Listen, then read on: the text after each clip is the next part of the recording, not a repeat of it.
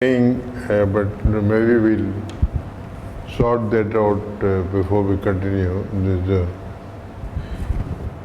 Regarding commutative one-Neumann algebras, I want to say that such a thing looks like L infinity. So with the standing assumption that M has a separable pre-dual, that is equivalent to saying that M acts on a B of H where H is separable. Okay. Suppose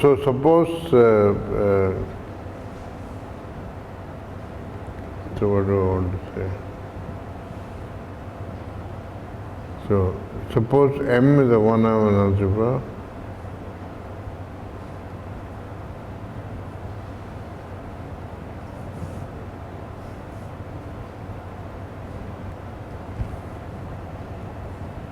So let me prove that this implies that first I want to say this is actually equal to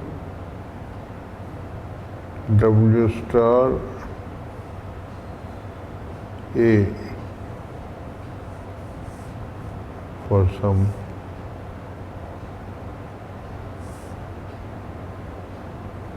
A equal to A star.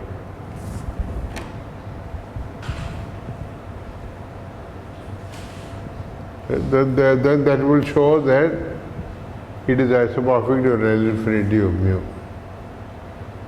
Because we know the spectral, we've gone through the measurable functional calculus and so on. This is identifiable with L infinity of the spectrum of A with some measure. Now, this is because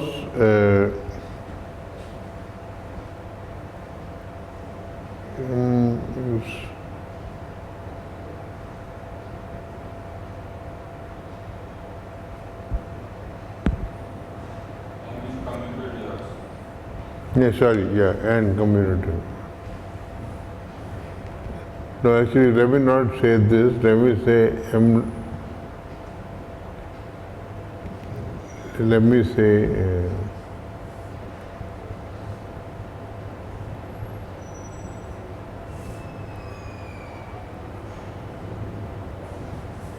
commutative.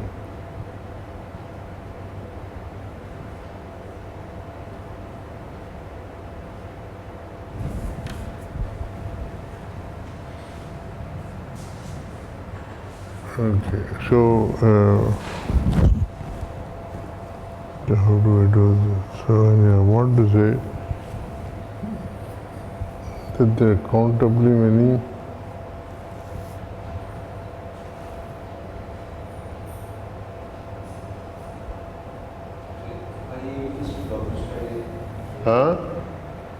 You want to prove this? So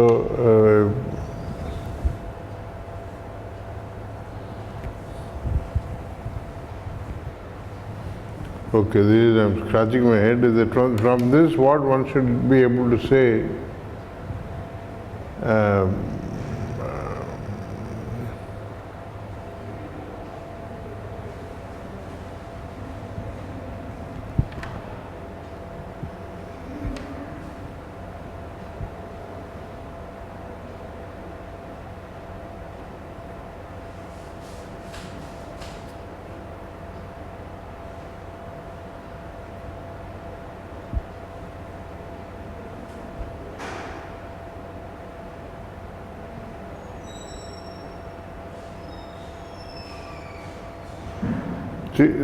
From this, one must first somehow get the fact that I didn't prepare to prove, I just came here and started talking.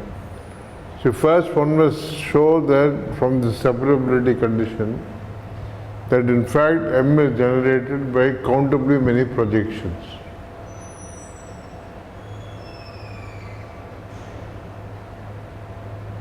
And once you know that is generated by countably many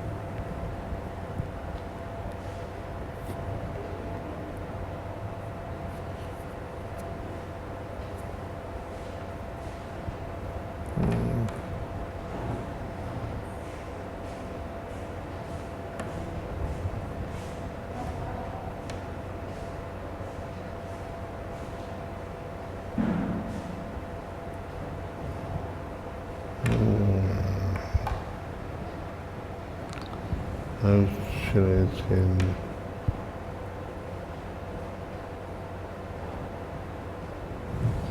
Let me see what I've done here. Surely I've proved that here somewhere.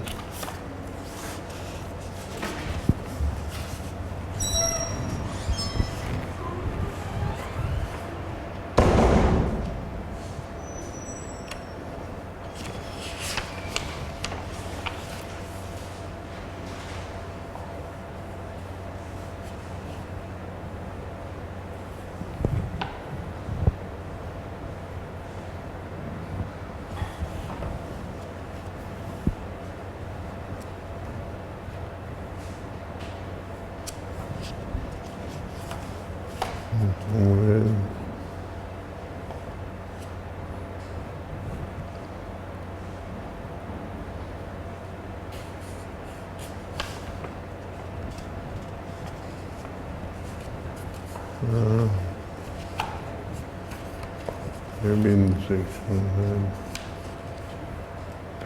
cross products.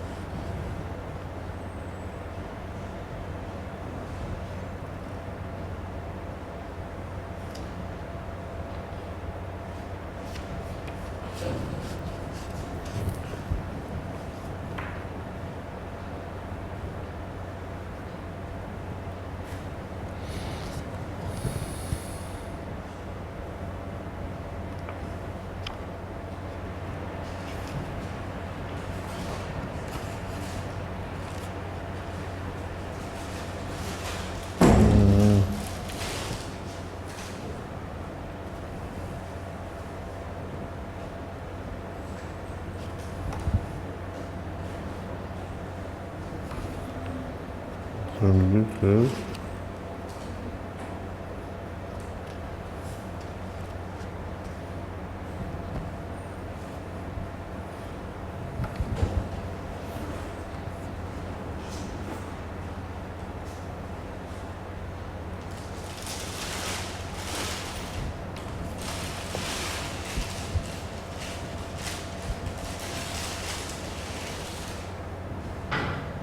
okay. I don't want to waste more time on this. Let me get this thing sorted out. I'll do it next time, and I'll convince you tomorrow that in fact, see, in the C star case, one has the following thing, that any commutative C star algebra, if it's separable, looks like a C of x for a compact host of x. In fact, metrizable x. And that is the total, there's a functorial equivalence of categories, meaning that every such C star algebra looks like a C of x, and in fact you have a functor from compact host of spaces to C star algebras, x going to C of x. Functor means from this category to this category you must have a mapping at the level of objects and at the level of morphisms. If you are going to continuous function f from x to y, then that will define an f upper star from cy to cx.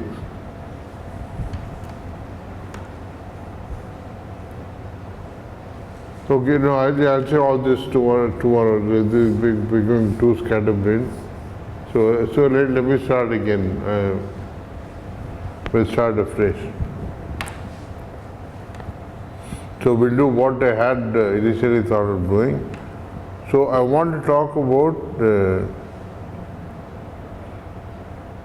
so let us assume that M is a finite one-Neumann algebra. That means it admits a faithful normal tracial state. Right? Actually, we say m tau to indicate that that is the trace that points to the finiteness of him. Okay. And suppose n is, well, let me call it m0.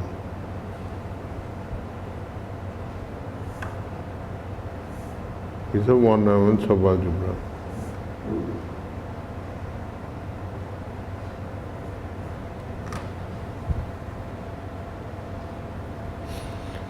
Then m0 is also finite because I can take tau 0 equal to tau restricted to m0. This is going to be as faithful and normal and tracial state as tau itself was. So this shows that m0 with tau 0 is a finite sub-Neumann algebra of m tau. Okay, so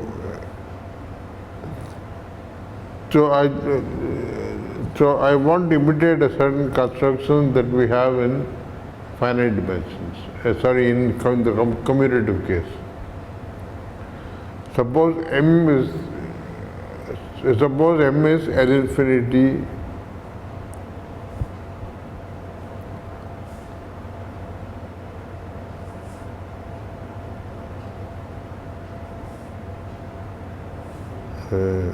let me say P where P is the probability measure.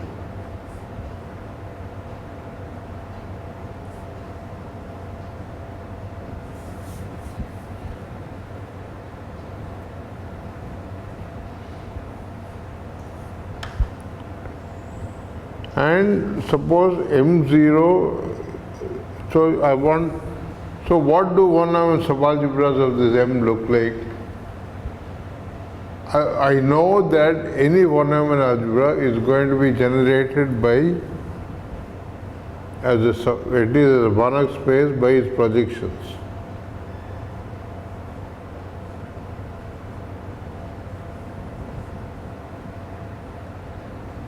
But what is P of M?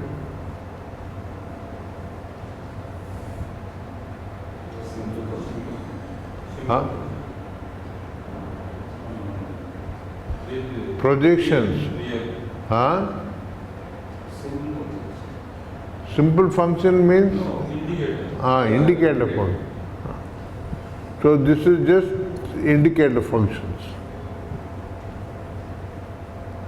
with E coming from that B. Right? So P of M0 must be a subcorrection of this thing. And in fact, P of M0 is going to look like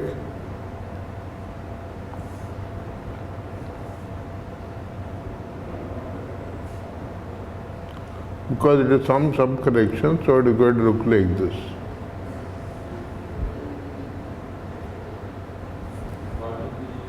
For some subset B0 of B. But in fact, it's more than a subset. You can see that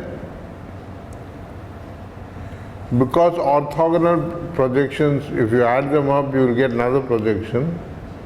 It will show that if E and F are disjoint, then if E and F are in B0, and if they are disjoint, then the union must also be in B0.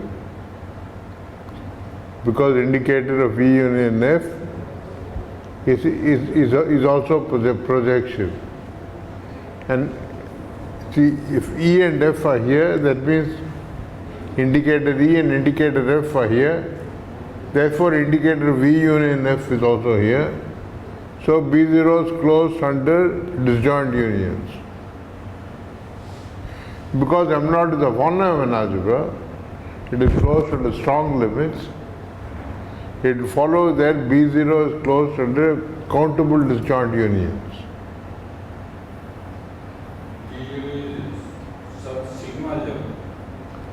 So that is the point I'm trying to make. I'm saying that in fact B0 is a sub-sigma algebra. Why is it closed under unions?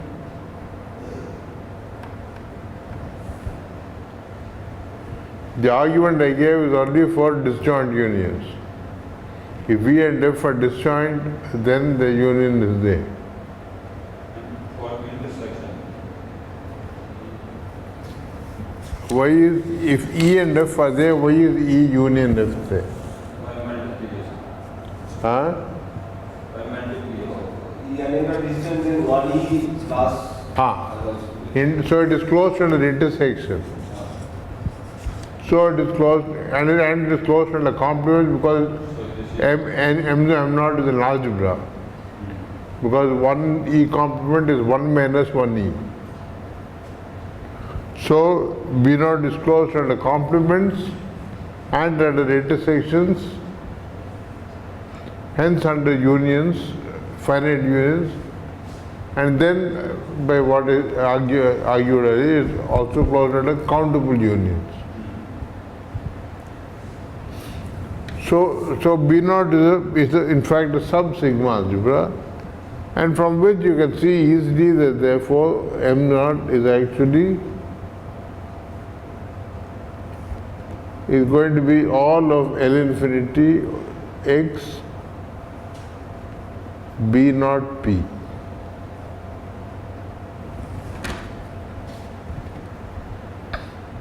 Okay. So every one-dimensional subalgebra looks like corresponds to a sub-sigma algebra.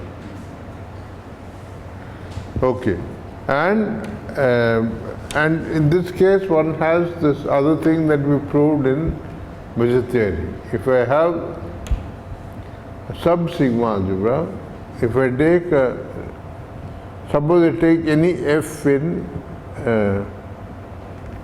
M, that is in L infinity, I can define a new measure mu f of E equal to integral over E of f dp. Let me define this for E in B0. I can define it for all E in B also, but let me just stay with B0. So what we see is that mu f is a measure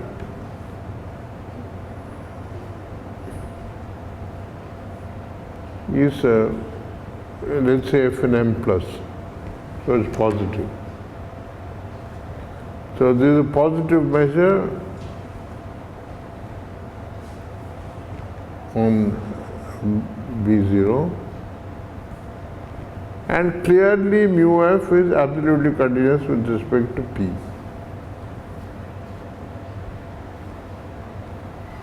Maybe we should call it PF.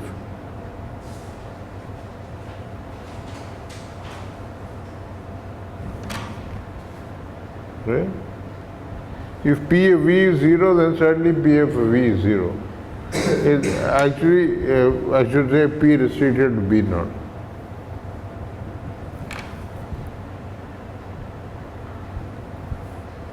But then the Radon-Nikodym theorem tells you that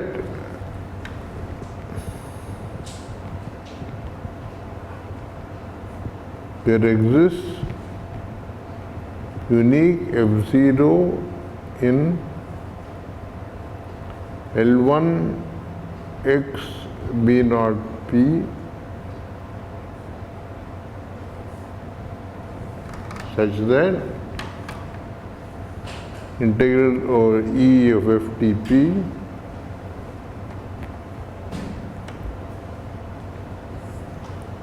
which is this Pf of V. By Radon-Nikodym, it will say that that is going to be obtained by integrating f naught on E.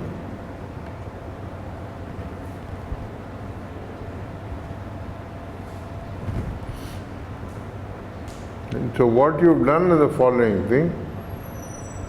Starting with anything which is B measurable, a bounded measurable function, you've got a function which f0 which is L1 here, so that these integrals are equal. And because f is bounded, it follows by the convexity argument I gave you with Hahn-Banach earlier, that f0 must also be bounded. The integral is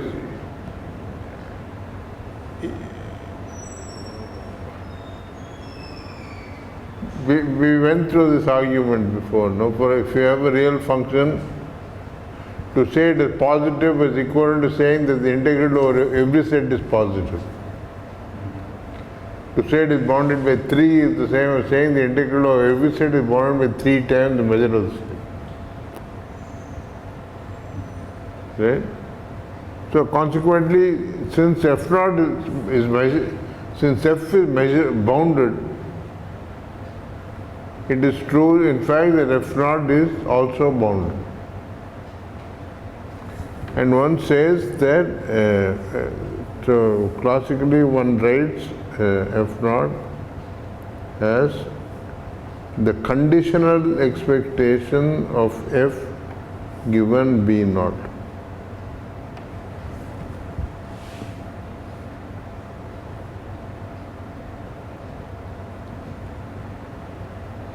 This is called the conditional expectation. In probability theory, that is the word that one uses.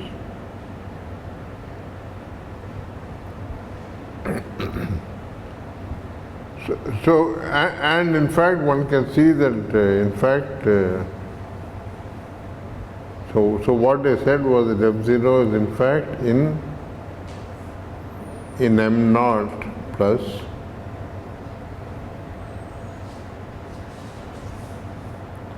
and in fact norm f not is less than equal to norm f.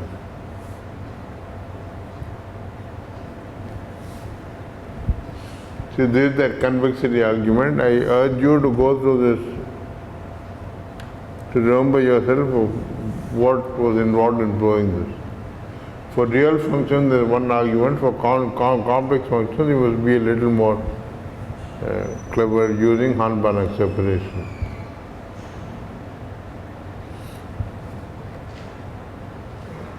All right.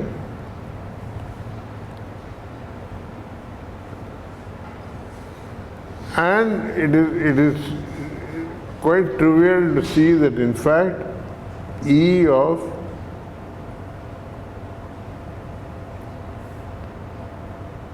if you take a G0 F, then if you take a G0 in M0 and F in M,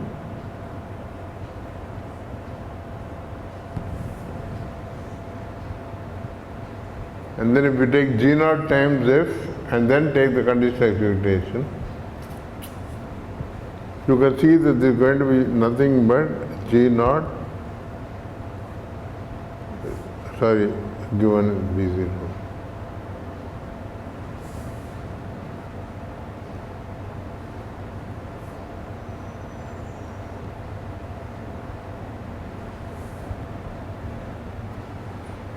What does this say? See, what does it mean to say that somebody's conditional expectation? It means that the integral over any B0 measurable set must be the same.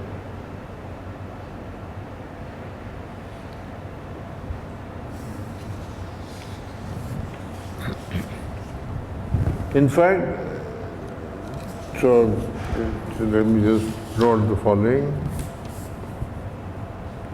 Note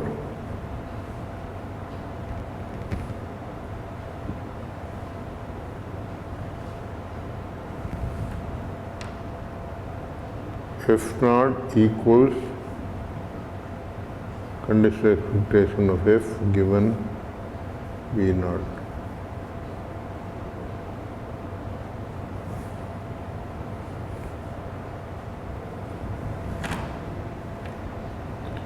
integral over E of f naught dp is integral over E of f dp for all E and B naught.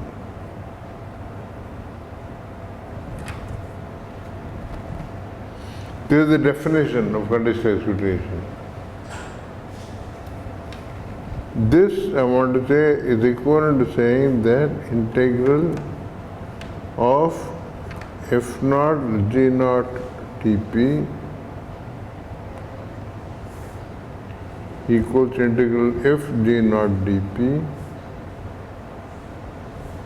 for all b naught measurable for all g naught in L1 omega b naught. Here, see, f and f naught are bounded.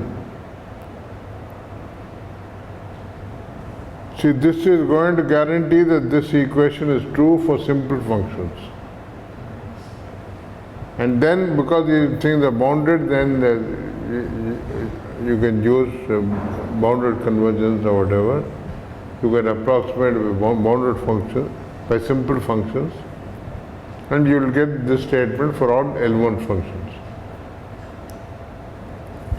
In fact, if we write it this way, it is a little more revealing.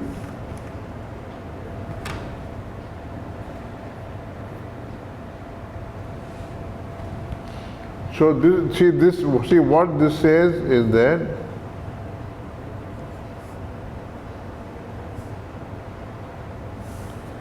see L2 of omega b naught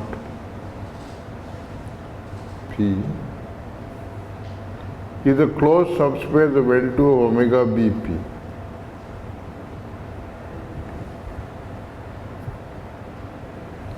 If you have a sequence in here converging in the 2 norm to somebody here, then some subsequence will converge almost everywhere. So all these elements of the sequence are B naught measurable, so the limit function will also be V naught measurable. So this is a closed subspace of this. See, what this says is that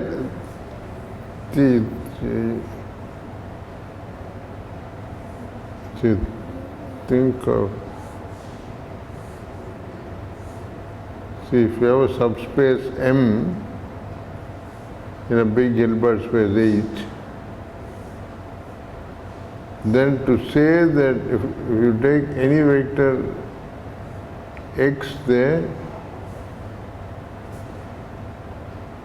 to say that, and if you take the orthogonal projection x naught is characterized by saying that x in a product y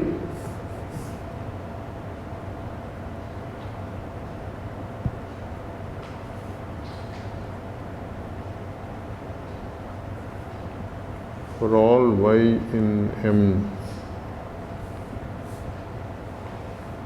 See, that is the characterization of x naught. So this equation really tells you that we have an orthogonal projection from this space, this L2 space to this L2 space. And that orthogonal projection is actually going to map bounded functions to bounded functions. And that is the conditional excitation. The conditional excitation is nothing but the orthogonal projection when restricted to L infinity. Although you needed to do some work to see that in fact it maps L infinity into L infinity. That is the argument, that convexity argument I was saying earlier. Now I want to do the same thing in the non-commutative context.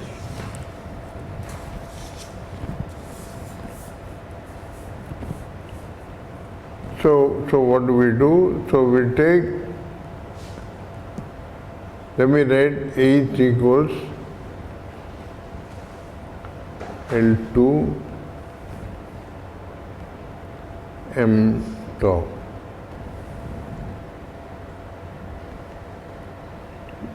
So I'm starting with a finite one-dimensional algebra with the stress tau, and I look at H naught as the subspace L2 M naught tau 0 or tau whatever, tau restricted to M naught. So H naught is okay, so I want to say that H naught is how is this thing defined? That is, see, the Z2 M tau is by definition, you take all x hat, x in M, and then you take the completion in the 2 norm or in the tau norm. I'll write tau norm or just 2 norm. By 2 norm, I'll mean that the 2 norm of x is tau of x star x power half. Right?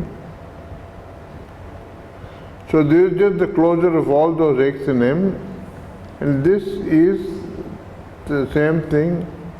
It is the closure of all x naught hat, x naught in M naught.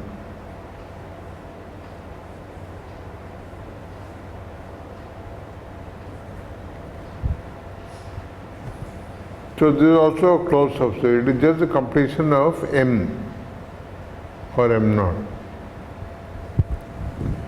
Okay. So now H naught is subspace of H, and what the earlier experience should tell you is, you must think in terms of the orthogonal projection. So what do? I know that any x in M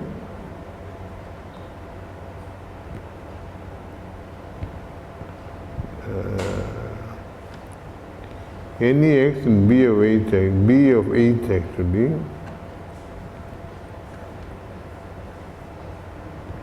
I know I can represent by a matrix with respect to H naught direct sum, H naught perp.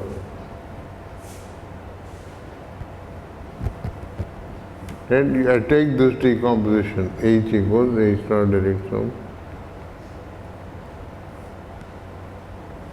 H naught perp. And then I know that any x can be written as, I'll write 0, 0, 0, 1, 1, 0, 1, 1.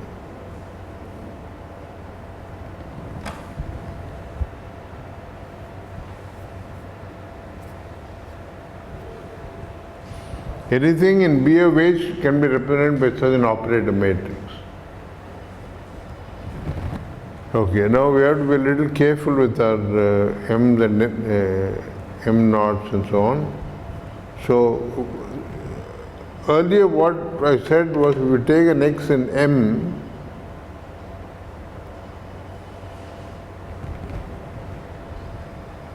the associated left regular representation, we identified x with that pi tau of x. So let me write, to be clear, so let me write lambda for left. It is a left regular representation. M is acting on itself by left multiplication. I'll keep track of that fact. It is lambda M of x.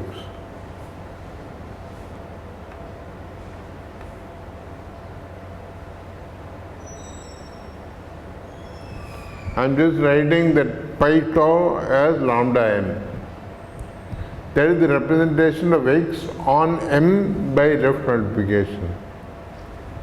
Now you'll see the reason for this little fuss here, which is that I can now take an M naught in X naught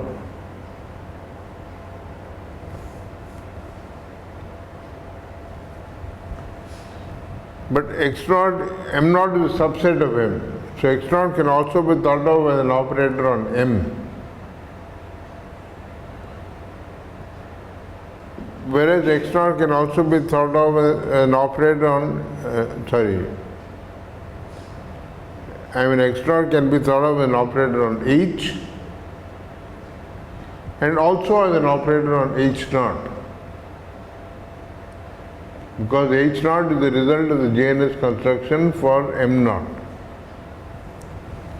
So, I have two things here. I have lambda m of x naught and lambda m naught of x naught. So what you can see is that if you look at lambda m of x naught,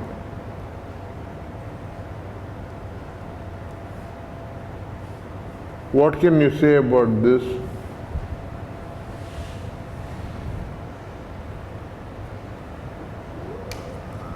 See, I want to observe that lambda m x naught,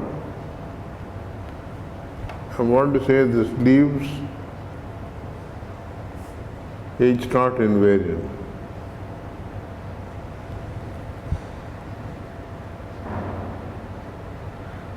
Because h naught is just all y naught hats. And what does lambda m x naught do to a y naught hat? It will just give you x naught y naught the whole hat, which is in h naught. So in fact this is going to look like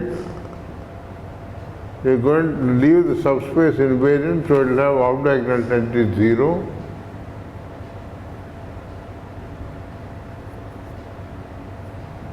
And in fact the 1 entry is going to be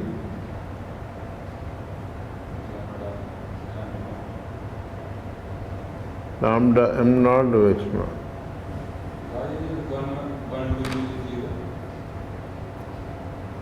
0? Because the subspace is invariant. So, If a subspace is invariant under a star algebra, then the perp is also invariant.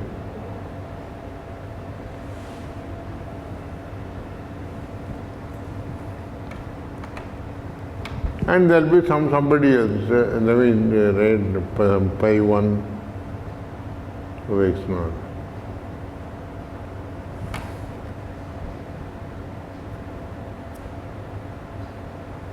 Where pi 1 is just some representation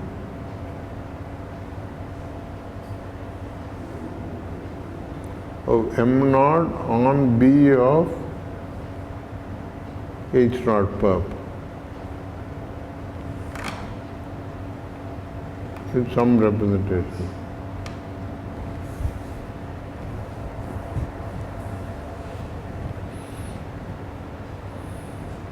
Right? So this is what the lambda m is on the subalgebra. Elements of subalgebra are going to be diagonal. Okay.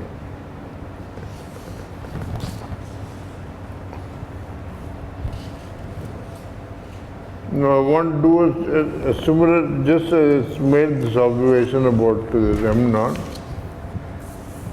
See, I have this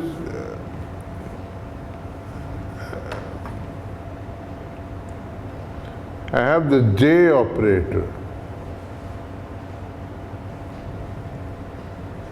So we denote this by m subscript m. So this is the anti-unitary, the so-called modular conjugation operator on L2 m tau. So what should be clear is that if you look at J m, this will also leave h naught invariant.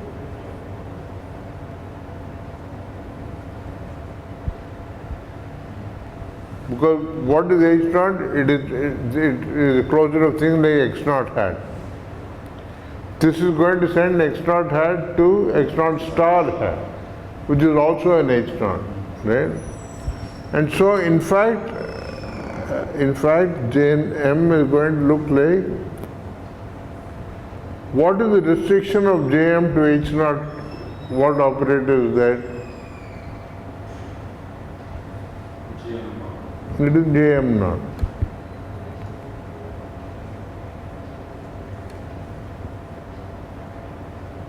And see, the J is self-adjoint.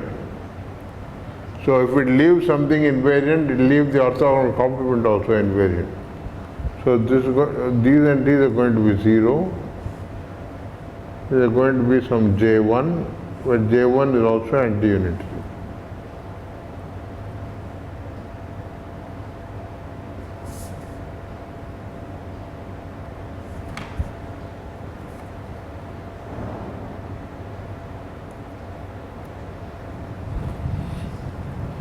Okay.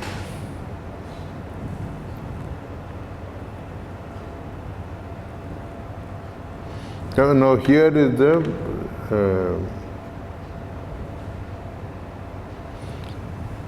see, if we go back to the L infinity L2 picture, L infinity was acting on L2 was identified as left multiplication operators on L2. And what is the conditional expectation? Okay, so let me say it this way. Let x in M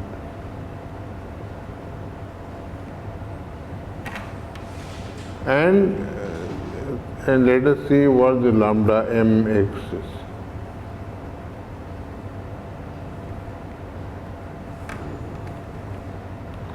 Now I'm taking lambda m.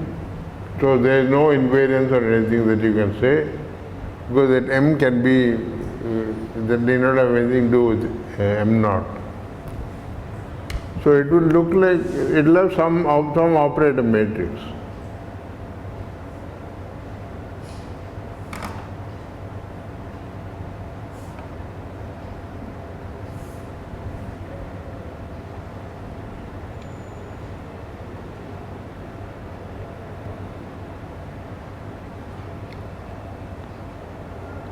Okay, so now I want to claim that assertion.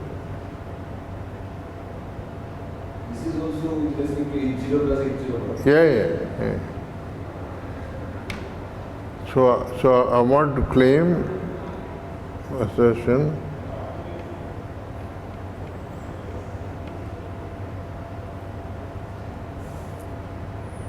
x naught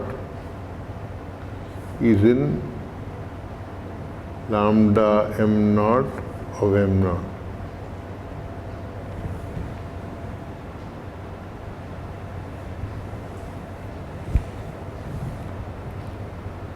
But lambda m naught, we know that because the trace was faithful, lambda m and lambda m naught are faithful. So this is equal to lambda m naught of an x naught for a unique x naught. I will call that x naught, in fact, it is equal to lambda m naught x naught. There exists unique x naught in m naught. It's a property. If this is true, then this must be true. And that x naught I will call the conditional expectation of m on m naught. Okay, now let's see why this is true. See, if we take Jm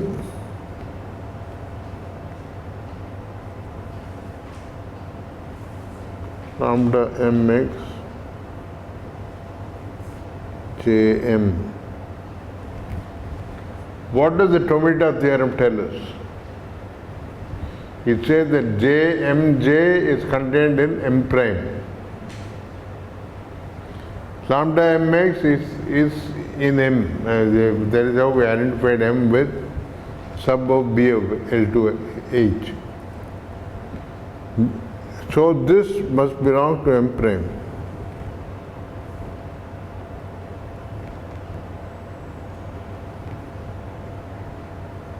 By which I mean, of course, lambda m of m prime.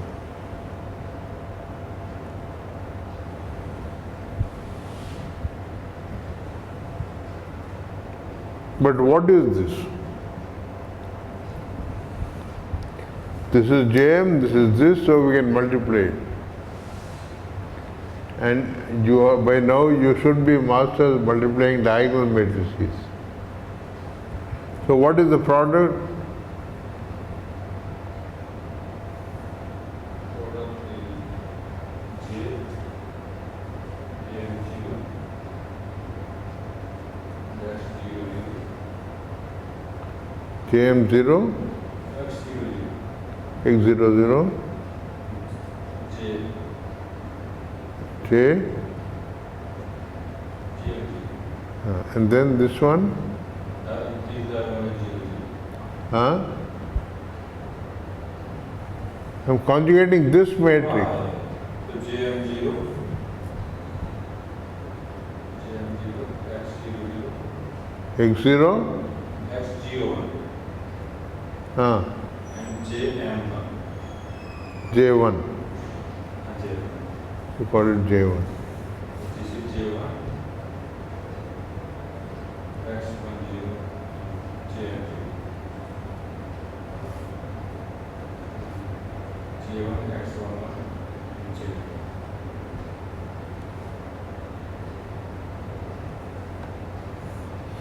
Okay.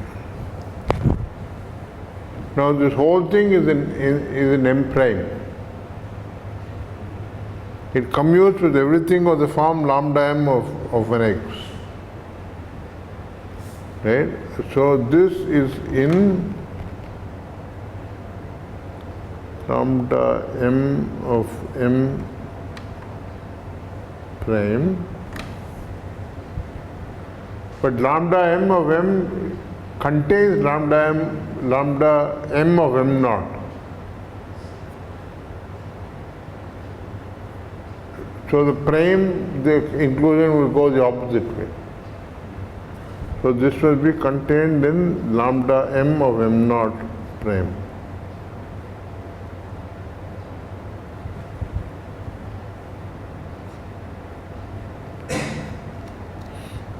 Right? That means this must commute with every operator of the diagonal form that I wrote down. These two matrices must commute for every x naught. But then if you want to multiply these two, this fellow is diagonal.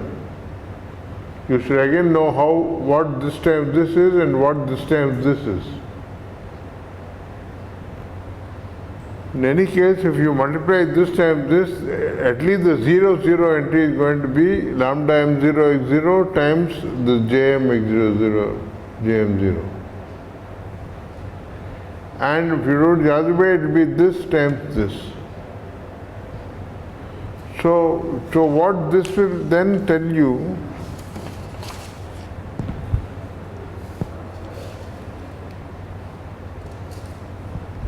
I will call this inclusion star. So this is an element in here.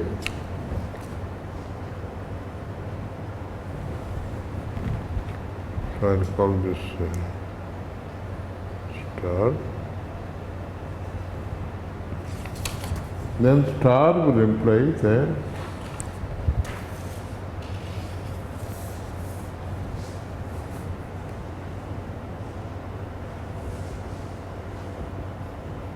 implies what? It implies that Jm0 x00 Jm0 is in lambda m0 of m0 commutant. And that is exactly the statement that you have. But that means if I take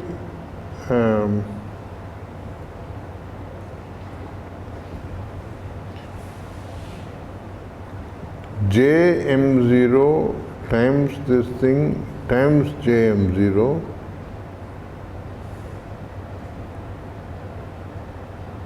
That must be in Jm0 of this commutator Jm0. But the Tomita-Takasaki theorem for M0 will tell you what?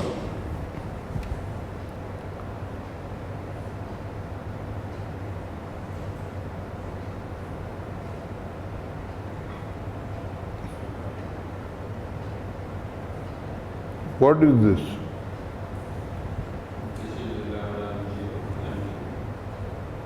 m0, This is just lambda m0 of m0.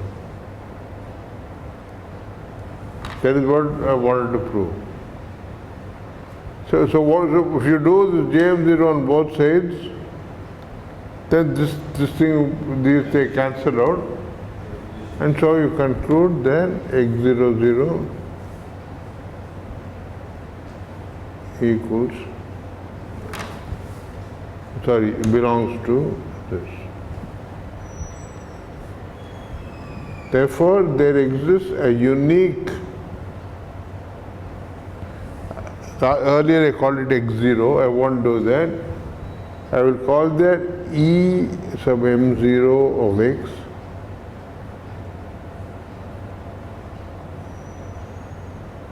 in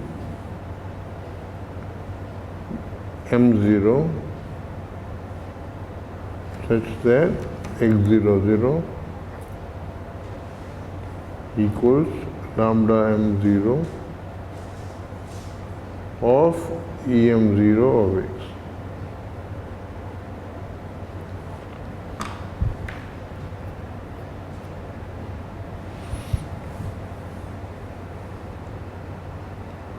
So what does this effectively what em0 does to any x, if you see, it does something quite simple. If I think of an x as this matrix, em0 just takes this coordinate, which is pre and post multiplying by that projection. Right? So in fact, if we write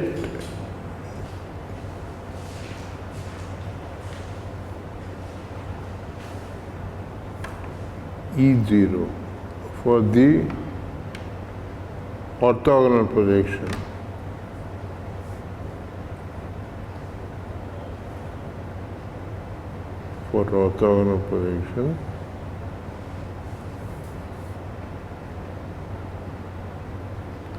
so in matrix terms, this E00 is just 1 0 0 0. So what this says is that em0 of x. Now I'm going to drop the lambdas. I'm going to go back. See, the lambdas have served their purpose, the lambda sub m and so on. Now I go back to think of m as actually acting on L2 of m. I won't write lambda m and all. Similarly, m0 will think of as acting on L2 m0. So what this says is that this is equal to E0 x E0.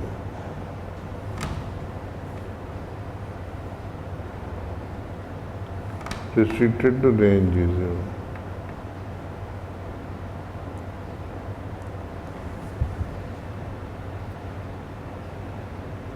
Right? E0 is that projection onto that first coordinate. So I do that, hit it on both sides, I'll get exactly that coordinate.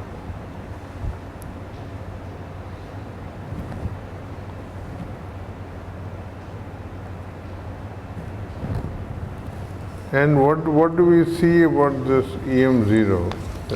We see something very nice.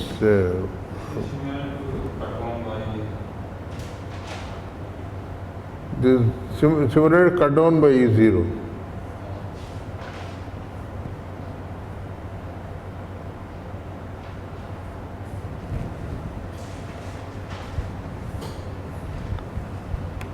So I want to say EM0 satisfies. So by definition, this is a mapping from M to M0.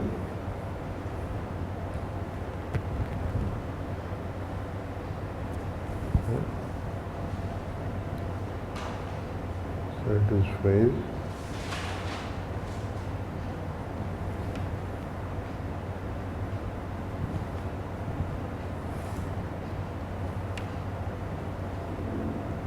Let me just write E rather than key, going on writing from M0.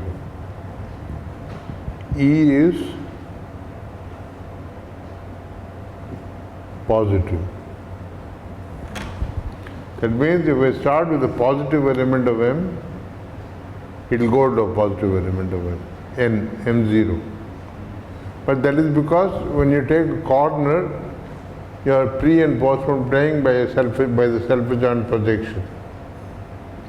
So that preserves positivity. 2 E of A0 x B0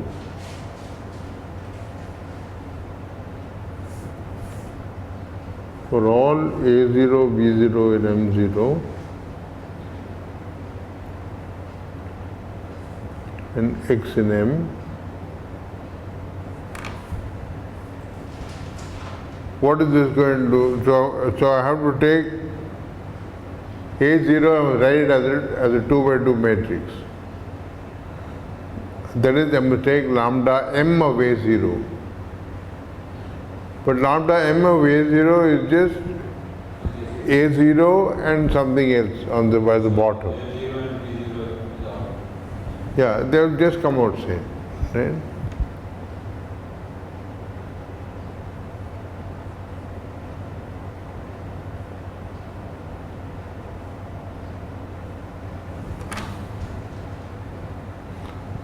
Or in other words, see, one says that, see, you can view M as an M0 bimodule.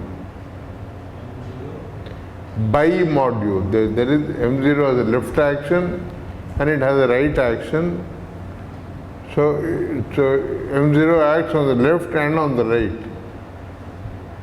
And so this E is a bimodule mapping. It is bilinear. E is M0 bilinear.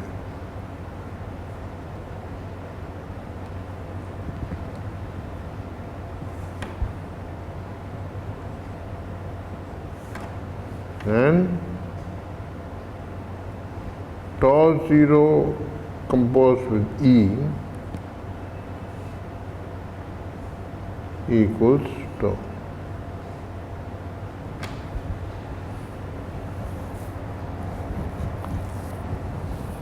So go back to think, see what is tau? Tau is Tau of x is, M2C. Linear function around. yeah, but how do you view it in the GNS construction? Tau x is x 1 hat in a product 1 hat. And that 1 hat is certainly in H0. Right? So if I take the matrix X and take 1 hat in a product 1 hat, I get just that X00 1 hat in a product 1 hat. That is just tau 0 of E of X. Right? It is a trace preserving M0 bilinear, positive, and because of all this, faithful.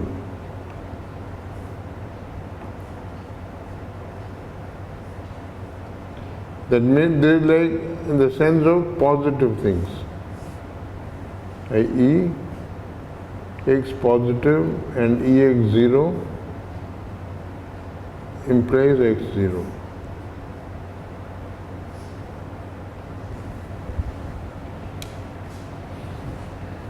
Because if x is positive,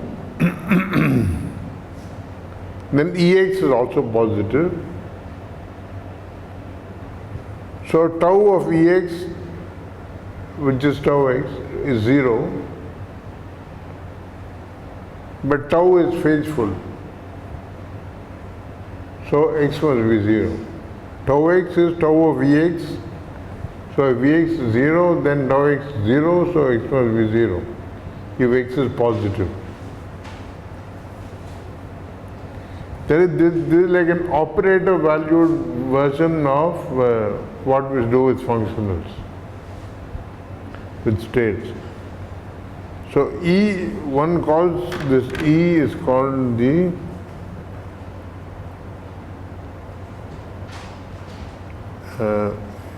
in fact,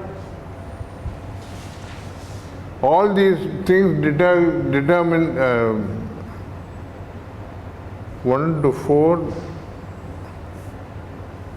determine E uniquely.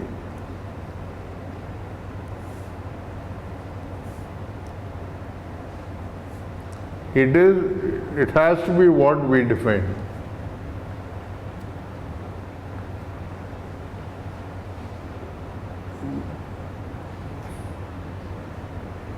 Because see what this says is that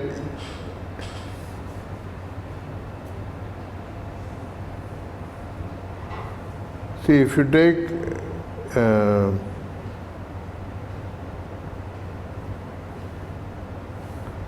I need to say that from these conditions I can conclude that Ex hat.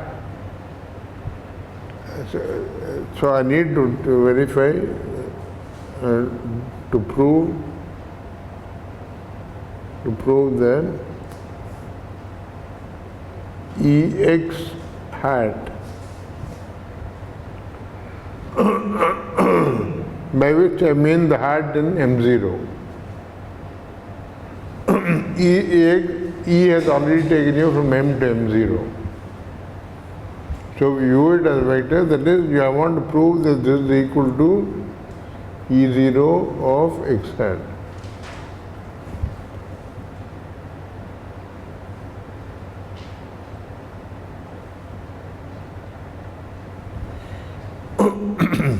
If I know that Ex hat is E0 of X hat, then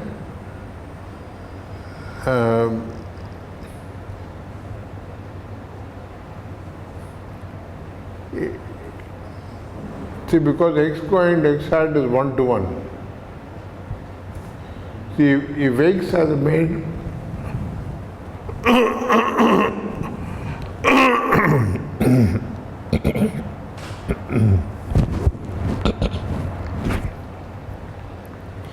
if you take lambda m of X, if it is Xij, then X hat is just going to be X11 hat. Because one hat sits in the zeroth space. That means Ex hat is the same as saying X hat and projecting onto E0. And this will show that if you take, so why is this enough? So first I say that, first I observe this is true, and then I observe that trace of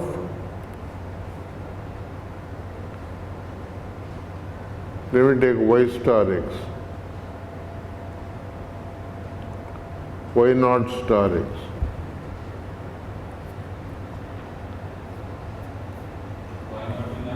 Where Y naught is in M naught and X in M.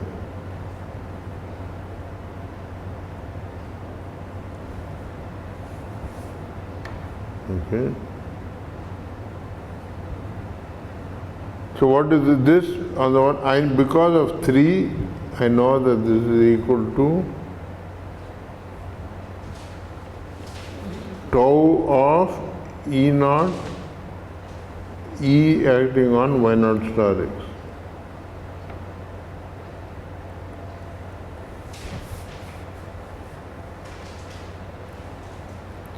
But then bimodule property, I can pull out the y naught star. Okay, this is tau of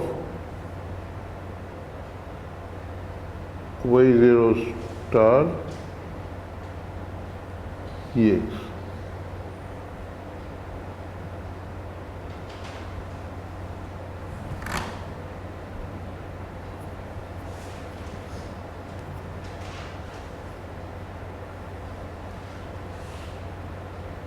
Right? But what does this say? This means that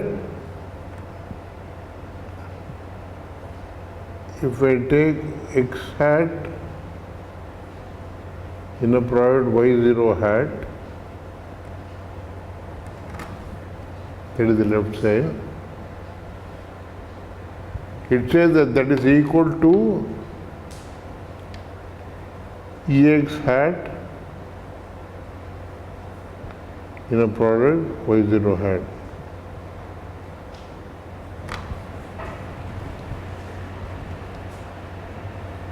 But this is for all y0 and m0, which is a dense subspace of weight 0. But this characterizes the orthogonal projection onto h0. Right? So Ex hat is equal to E0.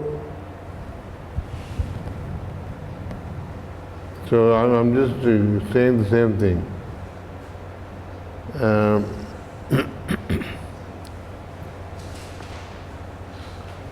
Okay, so from this,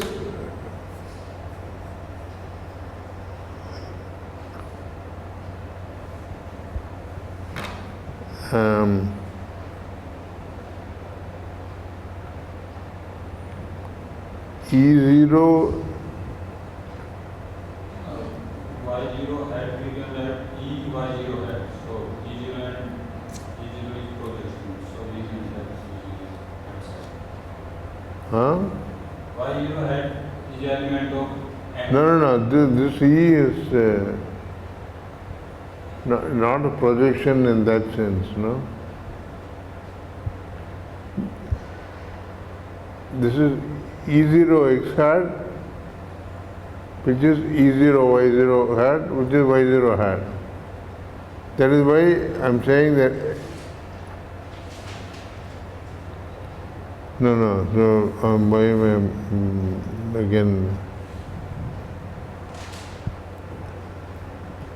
Ex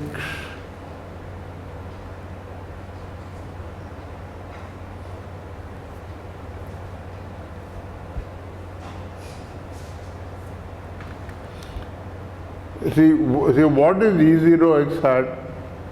So I want to say this is the same as x00 hat.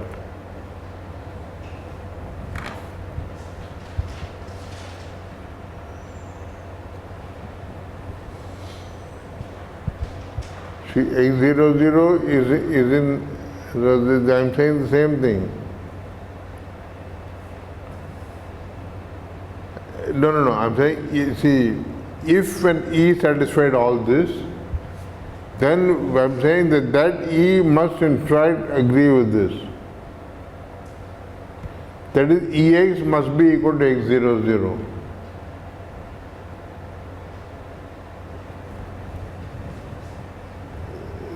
See, Ex,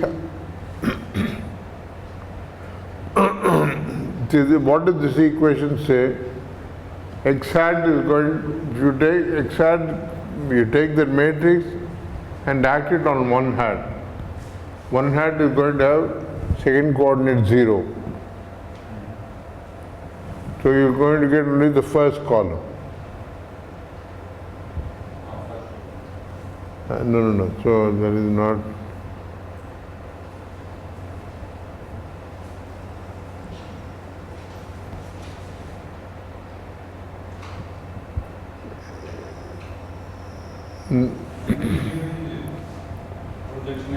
Sorry, no. When I say x00 hat, I mean I'm thinking of it as acting in M0. As an element of M0, I'm taking that hat means that acting on the one hat where the 1 is the 1 of M0. I'm saying this in a confused fashion.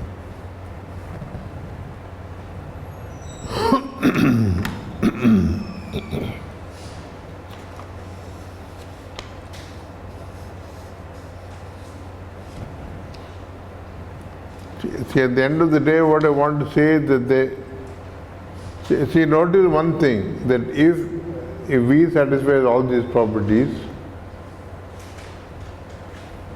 then what does E do to an A0? A0. Huh. A0 outside and E1. And what is E1?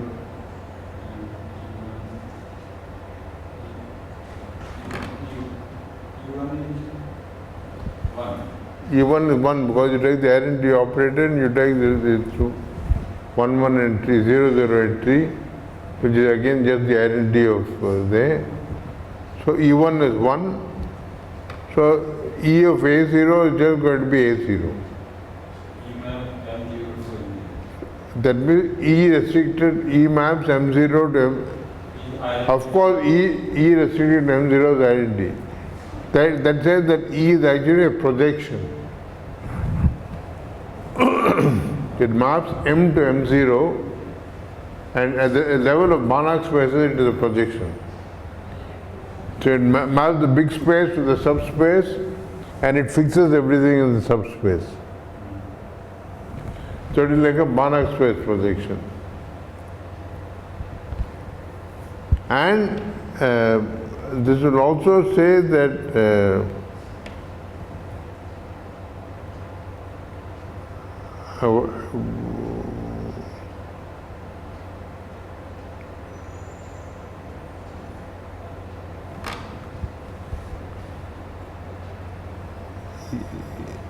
E0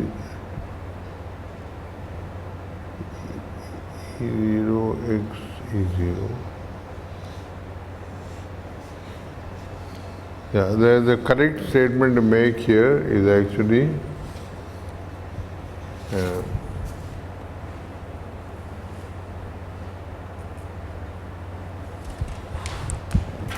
keep all these things, domains of these different mappings invariant in place. So the correct equation is, if you take x in M,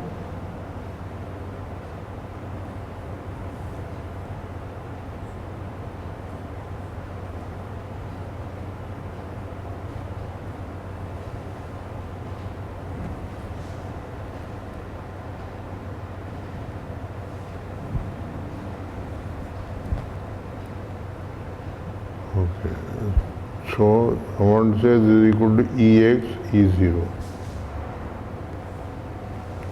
What does this mean? This Ex is actually an element of M0.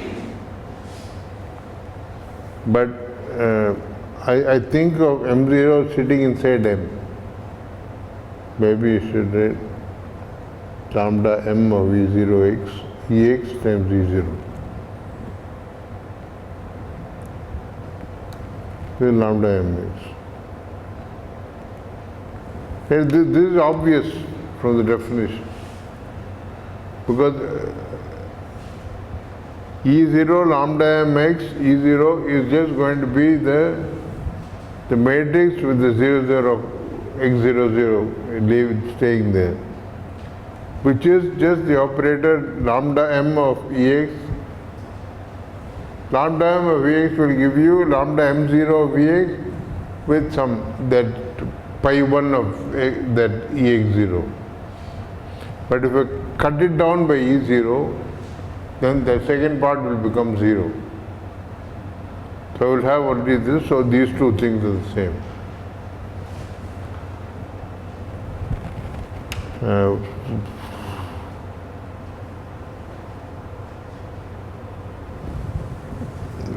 But I wanted to say that this is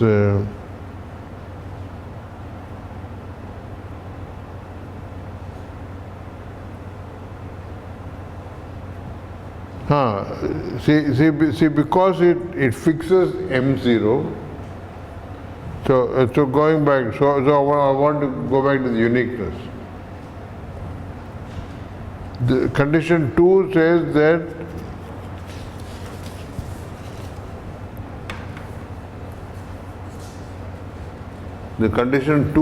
that E of any E restricted to M0 is identity.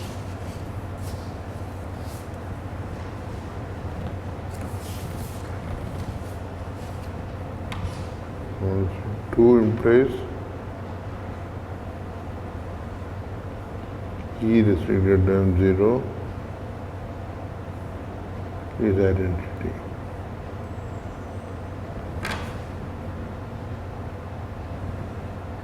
Okay. And now if I take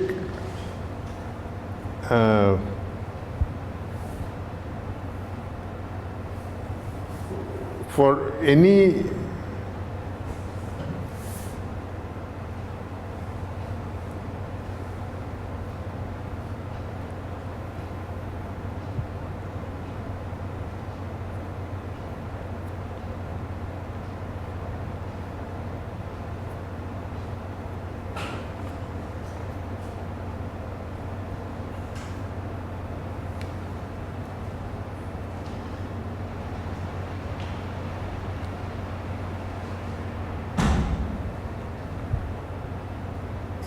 if I take any E of x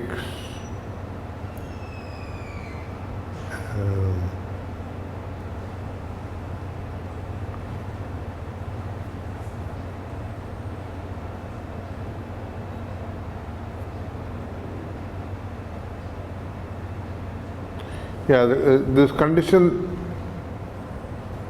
let me leave this, forget this. The condition in 3 is then going to give you from this thing that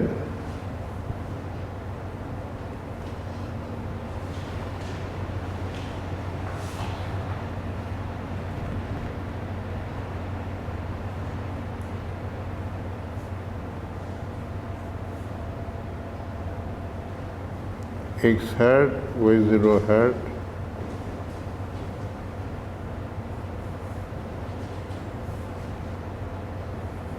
equals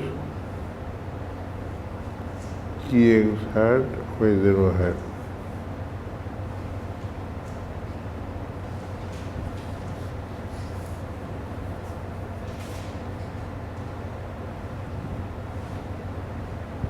Right? That is this computation that we have done here. This trace of y0 star x equal to trace of y0 star ex. That says that ex hat minus x hat must be orthogonal to all y0 hats. And that will say that ex hat equals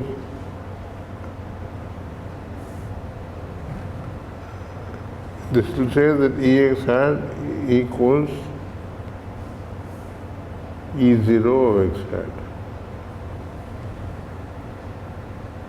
And this is the characterization of the orthogonal projection is that E0 of x hat is the unique vector you can put here, so that its inner product with anything in the range of E0 is the same as the inner product of x with that thing. So this implies that E of x hat is E0 x hat, but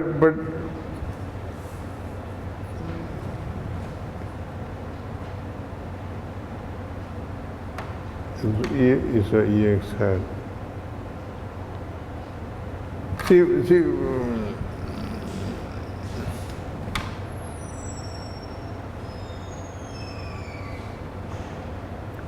what am I saying? Say E0 x That is x0 hat.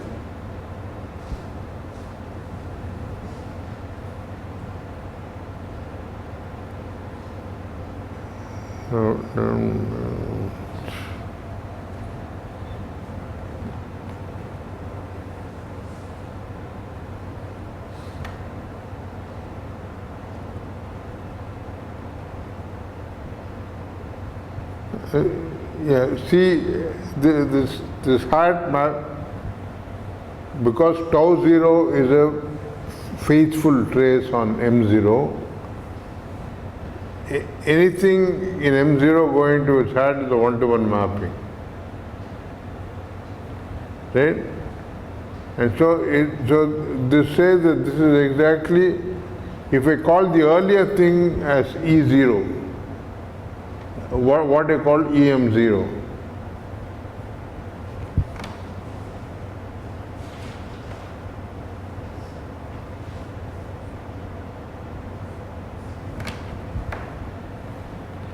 What I earlier called EM0, its hat is exactly obtained by taking the hat of X and chopping it down by E0. So you've shown that if V satisfies these conditions, it must be the same as this EM0.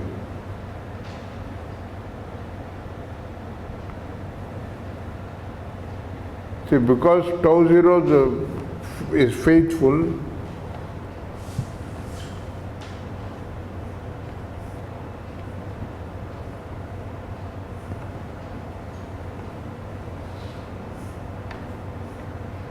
since tau 0 is faithful.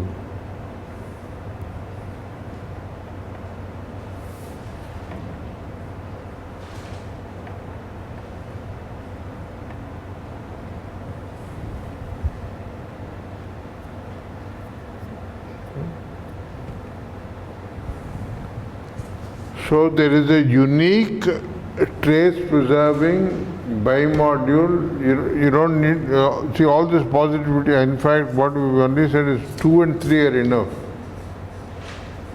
No, we need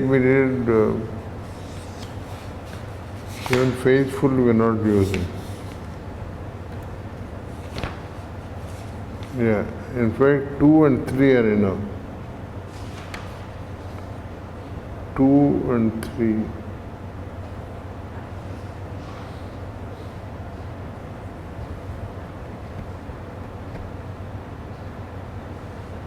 Determine A uniquely. That's what we've seen here. There's a unique trace preserving bimodule mapping from M to M0.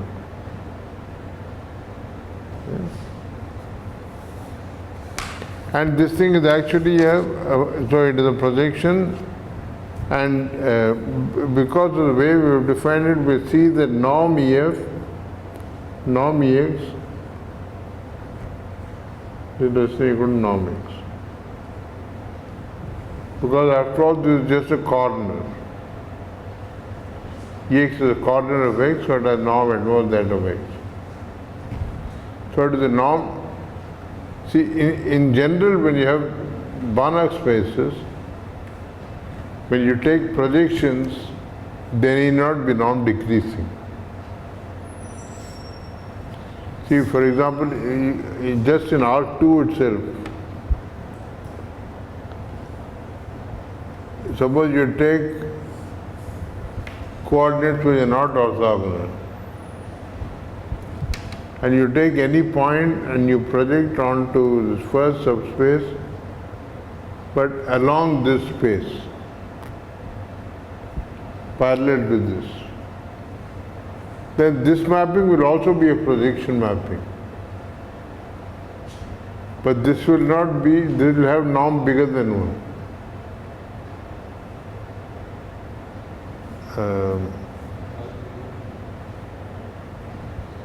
In fact, you can see that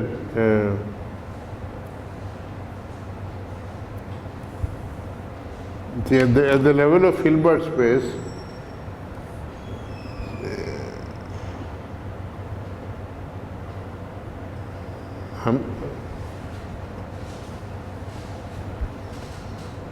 see in Hilbert space, we have a subspace H naught of H, and you have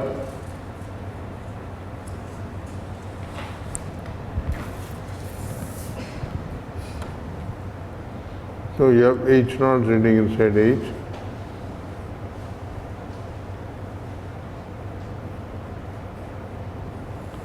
And suppose E from H to H0 is a projection.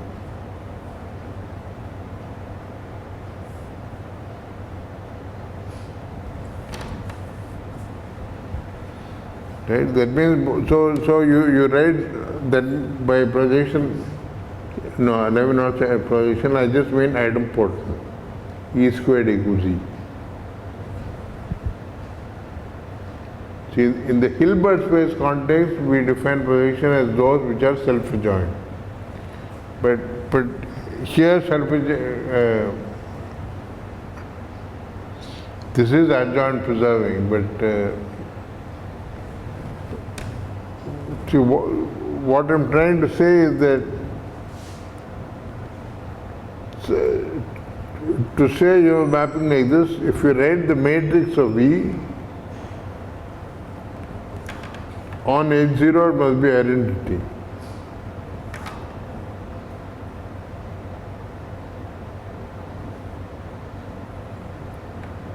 But here I can have anything. This will be a map from H to H0, and if you square it also, you will get itself. And if you look at the norm of this, I am saying norm E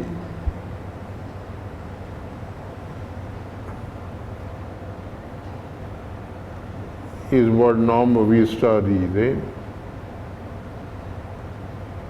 Suppose I had X here.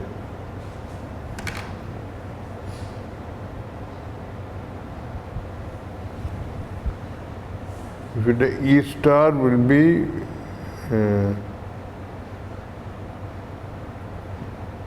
no, let me write the other thing. E star.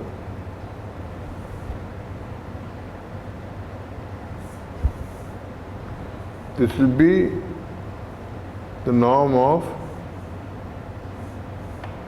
1 plus XX star 0.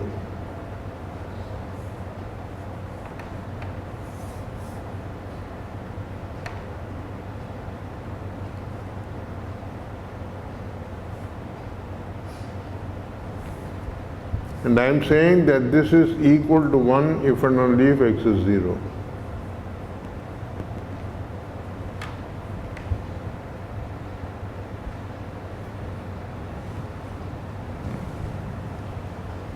So, having a norm decreasing projection is a strong geometric statement in Banach spaces.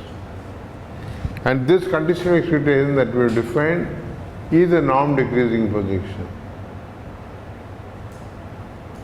In fact, not only L infinity and L2, but for every LP you can show that there will be a conditional expectation mapping like this.